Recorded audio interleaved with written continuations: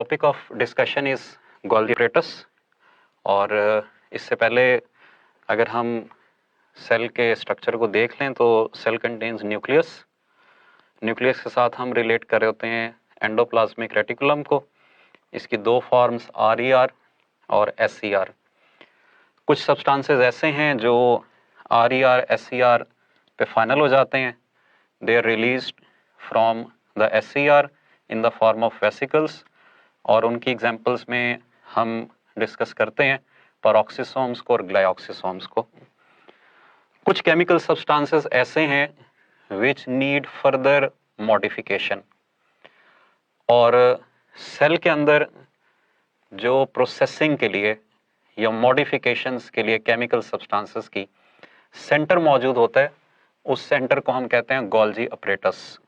अब ये centre endoplasmic reticulum से रिलेटेड है।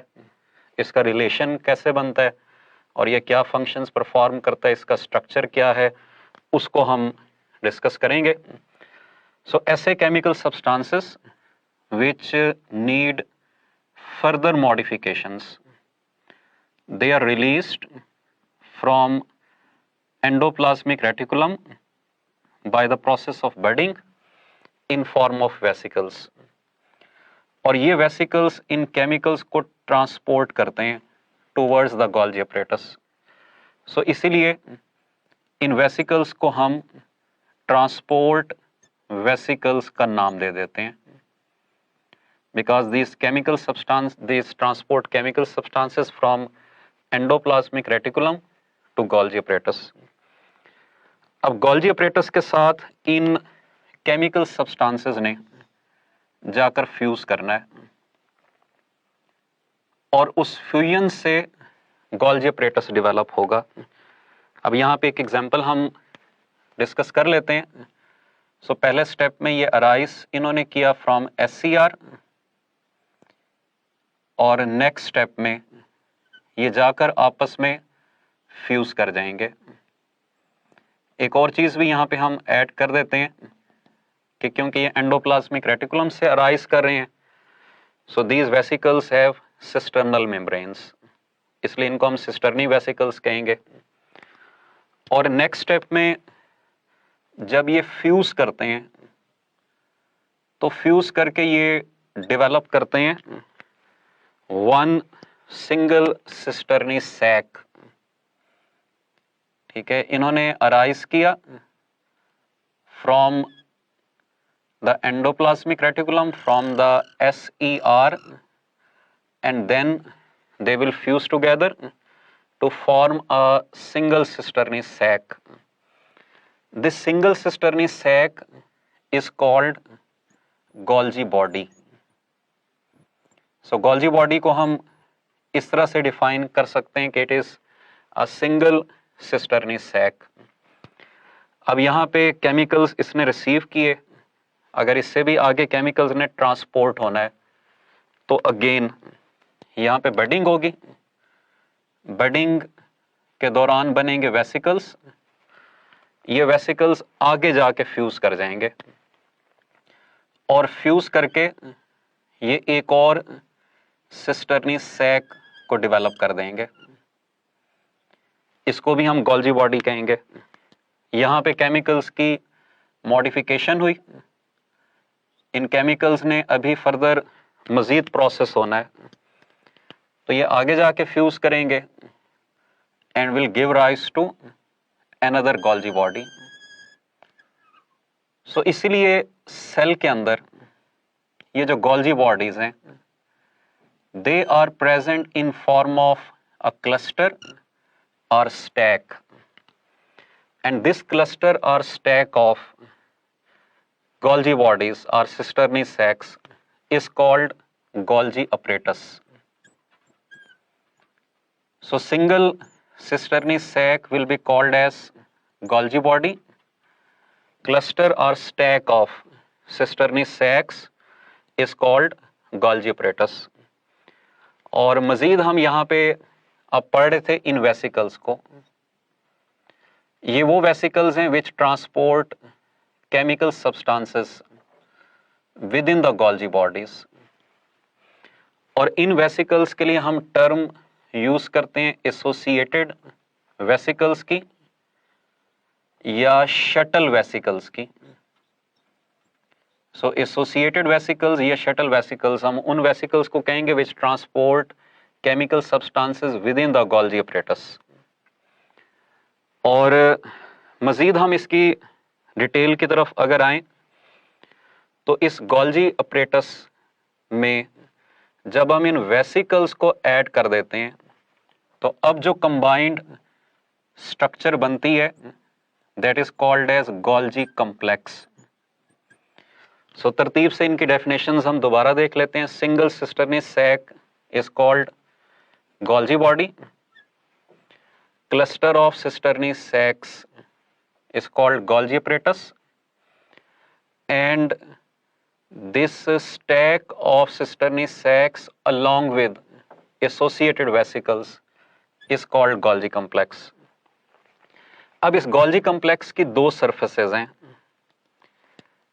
इस surface को हम कहते हैं outer surface, या इसके लिए टर्म हम यूज करते हैं फॉर्मिंग फेस की,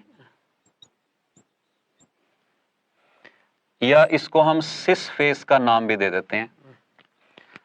so this outer convex surface which receives chemical substances from SCR is called forming face और सिस फेस। और इस सरफेस से फाइनल प्रोडक्ट्स रिलीज होंगी again in the form of vesicles, और इन वेसिकल्स को विच कंटेन फाइनल प्रोडक्ट्स हम नाम देते हैं गोल्जी वेसिकल्स का। सो इस सरफेस को हम कह देंगे inner surface which is concave.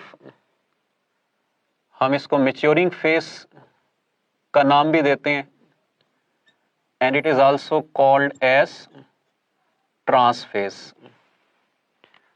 ठीक है, so this is inner, concave, maturing phase or transphase, and Golgi vesicles are the final products will arise from this maturing phase.